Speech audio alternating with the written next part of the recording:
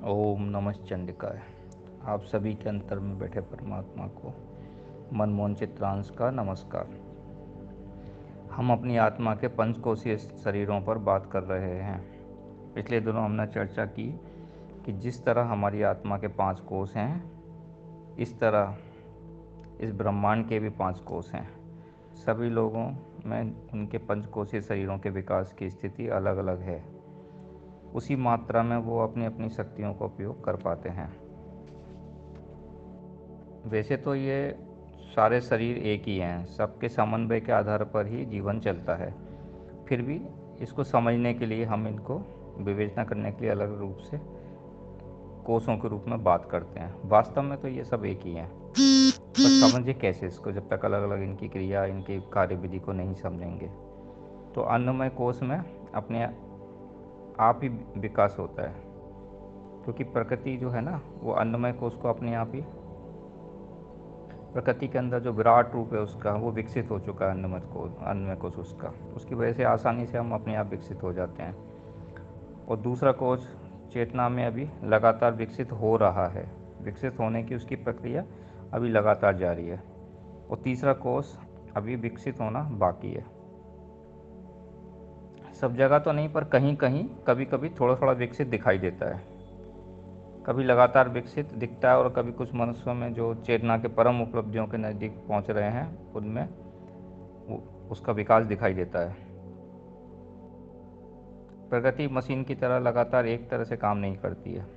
वो अपने अपने हिसाब से आगे बढ़ती है, जिसे हम कर्मों के फल का सिद्धांत कहते हैं। प्रकृति कभी तो आगे बढ़ना चाहती है, सभी को आगे बढ़ाना चाहती है।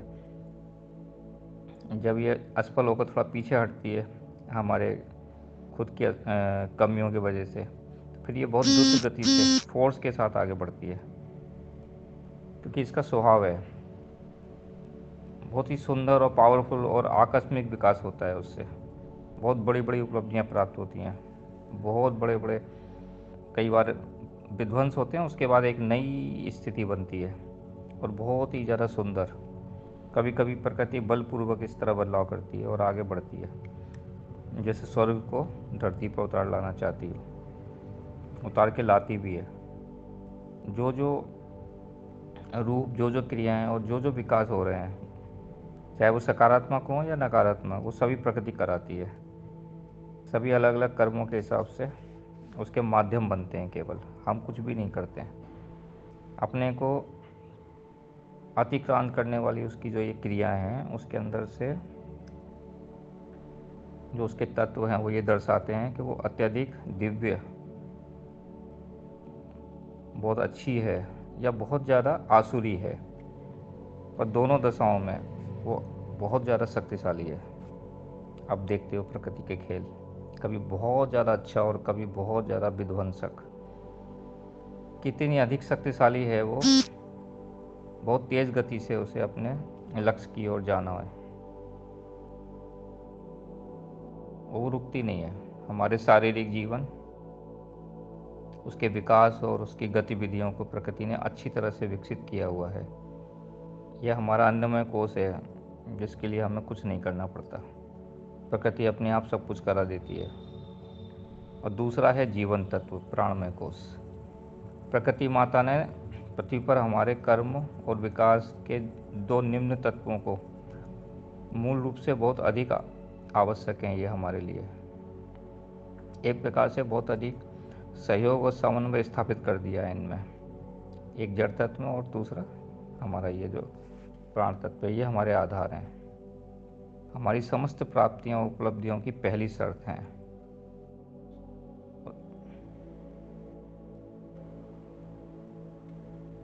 और प्राण शक्ति जो है, वो हमारे इस स्थूल जड़ तत्व में हमारे अस्तित्व के लिए साधन है। और ये जो साधन है, ये हमारी जो मानसिक और आध्यात्मिक क्रियाएं हैं उसका आधार है। प्रकृति ने अपनी समस्त भौतिक क्रियाओं में सतत रूप से, लगातार, पूरी तरह से सफलतापूर्वक एक सामंजस्य स्थापित किया हुआ है। ये समस्त भौतिक क्रियाएं पर्याप्त रूप से स्थिर और स्थायी हैं, और साथ साथ आप देखो वो एकदम नवीन और परिवर्तनशील हैं। इतनी अधिक नवीन और परिवर्तनशील के अभिव्यक्ति की अनंत संभावनाएं हैं इनमें। इतनी संभावना है कि परमात्मा स्वयं अपना निवास स्थान बना सकता है मनुष्य के शरीर में, और बना ही लेता है, मनुष्य शरीर में ही अवतार लेता है। प्रकृति ने जड़ पदार्थ के गहरे तम में उसमें संचालित जो शक्ति है, ऊर्जा शक्ति है, जीवन शक्ति है, उसमें जो जीवन शक्ति निवास करती है, वो उस भौतिक पदार्थ से ही पोषण भी प्राप्त करती है। तो दोनों में एक बहुत गहरा संबंध है। क्रियात्मक समझौता एक समन्वय स्थापित किया है, जिसके आधार पर जीवन निर्भर करता है और मन को भी पूर्ण विकसित होने की संभावनाएं रहती हैं। यह संतुलन जीवन की आधारभूत रचना स्थापित करता है, और यही हमारा स्थूल शरीर है ना। यह भौतिक सत्ता अर्थात अन्नमय कोश और स्नायु तंत्र अर्थात प्राणमय कोश से बना है। अभी भी मेरी जानकारी के अनुसार स्नायु तंत्र पे वैज्ञानिक डॉक्टर कुछ नहीं कर पाते हैं। अभी कोई दवा भी काम नहीं करती है। स्नायु तंत्र से संबंधित कोई परेशानी हो जाती है लोगों को, तो उसका कोई इलाज नहीं होता है, क्योंकि ये प्राणमय कोश से संबंधित है। इसका ये स्थूल शरीर अन्नमय कोश से कोई संबंध नहीं है। इसलिए डॉक्टरों का या जो अभी जो वैज्ञानिक हैं वो यहीं तक सीमित रह पा रहे हैं। ये आप प्रत्यक्ष में देख सकते हो। हमारे सनातन के ऋषियों ने उस परम सत्ता के बनाए हुए इस आधारभूत चैतन्य क्रिया से संचालित आश्चर्यजनक यंत्र को परमात्मा के व्यक्त होने का माध्यम जान लिया है। तो आप मान के चलो, इससे बड़ी कोई खोज हो ही नहीं सकती। और अन्नमय कोश और प्राणमय कोश भी हमारा आधार होने की वजह से बहुत महत्वपूर्ण है। कहीं किसी लोक में दूर परमात्मा की कल्पना करने के साथ इस शरीर में भी परमात्मा की चेतना को उतार लाना, इस शरीर को भी दिव्य बनाना आत्मा की अंतिम विजय हो सकती है। यह भौतिक शरीर आध्यात्मिक मार्ग में बहुत बड़ी बाधा खड़ी करता है। इसकी जड़ता की वजह से यह सब स्वाभाविक है। कदम कदम पे बहुत बड़ी बड़ी कठिनाइयाँ पैदा होती हैं, पर यही कठिनाइयाँ हमारी चेतना के उत्थान के लिए सुअवसर प्रदान करती हैं।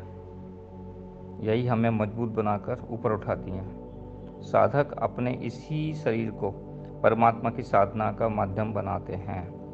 पहले इन्हीं कोशों की चेतना की पूर्णता से भरना है। यह परमात्मा का घर है, हमारा शरीर। परमात्मा अपने घर में विराजमान होना चाहते हैं। हमें अपने अंदर प्राण प्रतिष्ठा करनी है। एक जिज्ञासु किसी दार्शनिक के पास गया और मृत्यु के संबंध में अनेक प्रश्न पूछने लगा। दार्शनिक ने उत्तर दिया, कुछ काम की बात करो। मृत्यु नाम की वस्तु इस संसार में है ही नहीं। मात्र परिवर्तन और प्रगति का क्रम ही यहाँ चलता है। आज की वस्तु का स्वरूप कल बदल जाता है। इसी को मृत्यु कहना हो तो कहो। बात को और अधिक आगे बढ़ाते हुए उस दार्शनिक ने कहा कि प्रकाश के अभाव का नाम ही अंधकार है। उसका अलग से कोई अस्तित्व नहीं है। जीवन के चले जाना ही मृत्यु है। पूछना हो तो जीवन के बारे में पूछो। जीवन बहुत महत्वपूर्ण है। एक एक जीवन एक बहुत ज़्यादा महत्वपूर्ण है। आज एक बहुत बड़ा वर्ग, एक कौम लगातार मरने और मारने की बात करती है। कहते हैं यहाँ कुछ भी नहीं है, मरने के बाद ऊपर किसी लोक में जाकर सुख मिलेगा। और एक ऐसा वर्ग है जो कायरता की वजह से या किसी लालच में और पता नहीं क्यों चुपचाप से मान लेता है इन बातों को और प्रोत्साहन देता है। यह इस विश्व के लिए बहुत खतरनाक है। परमात्मा के नियम के एकदम विरुद्ध। प्रकृति को अब ऐसे मुर्दों और मुर्दा परस्तों की जरूरत नहीं है। अब ऐसे साधकों की, ऐसे प्रचंड ऊर्जावान प्राण शक्ति से भरपूर चैतन्य मनुष्यों की आवश्यकता है, जो परमात्मा का माध्यम बनकर पृथ्वी पर स्वर्ग स्थापित करने में सक्षम हो सकें। तभी यहाँ पर परमात्मा की प्राण प्रतिष्ठा होगी। परमात्मा के लिए रास्ता हमें ही बनाना पड़ेगा। हमारे मनुष्यों ने, हमारे गुरु कहते हैं कि तर्क की पहुँच विचारों तक है। विचारों से परे अनुभूतियों के कितने ही दिव्य क्षेत्र मौजूद हैं जो उनकी पकड़ में नहीं आते। मानवीय श्रद्धा ही उन्हें अनुभव कर सकती है।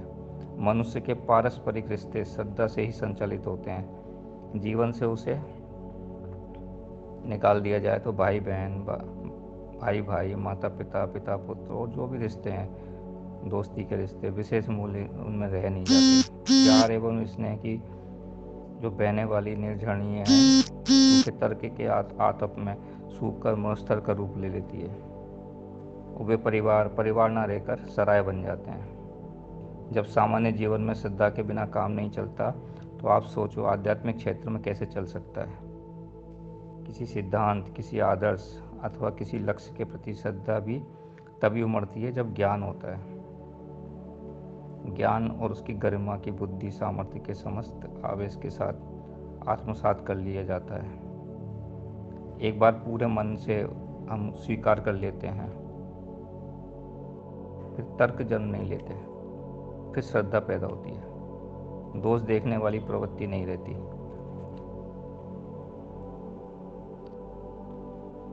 पर ऐसा नहीं कि उसमें बुद्धि नहीं रहती, समझ नहीं रहती। हम सब समझते हैं पर श्रद्धा रखते हैं, क्योंकि हम समझ चुके हैं। एक संत अपने जीवन में घटी हुई एक घटना सुना रहे थे कि कहीं दूसरी जगह वो सत्संग में गए, कोई दूसरे संत का सत्संग सुनने।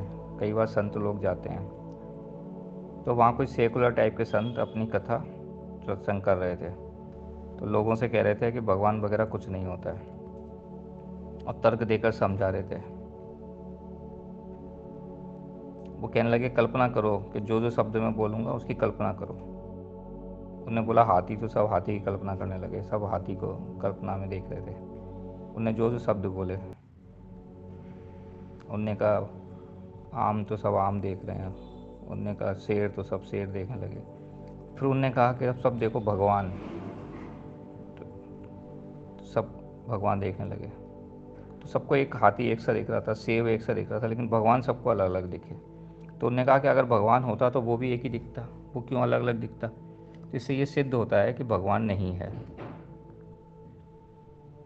तो सबने मान लिया कि हाँ भाई भगवान नहीं है, बात तो तुम ठीक ही कह रहे हो। तो आजकल बहुत सारे लोग इस तरह की बातें कर रहे हैं, तर्क को तर्क करते हैं, लोगों को कैसे ना कैसे इस तरह की बातों में फंसा रहे हैं, और जड़ बुद्धि वाले लोग बहुत जल्दी से मान भी लेते हैं। फिर वो जो संत गए थे सत्संग में, उनसे रहा नहीं गया। उनने इजाज़त ली कि भाई मैं भी एक बात बोलूं। उनने कहा हाँ बोलिए। तो उनने सबसे कहा कि आप कल्पना करो, मैं एक शब्द बोलूँगा, आप कल्पना करो बाप, अपने बाप की कल्पना करो। सब कल्पना करने लगे अपने अपने बाप की। उनने पूछा कि एक दिखाई दे रहे हैं कि अलग अलग। सब ने कहा अलग अलग दिखाई दे रहे हैं। तो उन संत ने पूछा कि बाप एक होता है कि अलग अलग होते हैं, बहुत सारे होते हैं। उनने कहा बाप तो एक ही होता है। तो बोले इसी तरह भगवान भी एक ही है, लेकिन अपनी अपनी भावनाओं के हिसाब से, अपने अपने स्वभाव के अनुसार सबको अलग अलग दिखाई देते हैं। राम, कृष्ण, शिव, विष्णु, नरसिंह, ये सब हमारे भगवान हमारे स्वभाव के अनुसार है। हनुमान, जिसका जैसा स्वभाव है वो वैसा भगवान को ग्रहण कर लेता है, पकड़ लेता है, उनको आदर्श मान के आध्यात्मिक मार्ग पे चल पड़ता है। तो बहुत ज़्यादा समझ के साथ हमको चलना है, देखना है। अब हम सब समझने लगे हैं इस समय में। समय इतना आगे बढ़ चुका है कि सब कुछ दिखाई देने लगा है। तो अपने अपने पिता को, उस परमात्मा तो एक ही होता है, पर अपने अपने भाव से सब जैसे पिता को देखते हैं, सब अपने परमात्मा को देखते हैं। तो हमें साधना के द्वारा अपनी चेतना शक्ति, अपनी भक्ति भाव, श्रद्धा, ज्ञान के द्वारा शरीर संबंधित सभी साधना, आत्म संबंधित सभी साधनों पर ध्यान देना है। अपने आप को, अपने समाज को, देश को आत्मबल से सुखी, समृद्ध और आध्यात्मिक शक्ति संपन्न बनाना है। शरीर को भी स्वस्थ बनाना है, पूरी दुनिया में सुख साधन भी इकट्ठे करने हैं, और यहीं पे स्वर्ग स्थापित करना है। बात का बाद में देखा जाएगा, चर्चा जारी रखेंगे। आप सबके अंतर में बैठे परमात्मा को नमस्कार। ओम।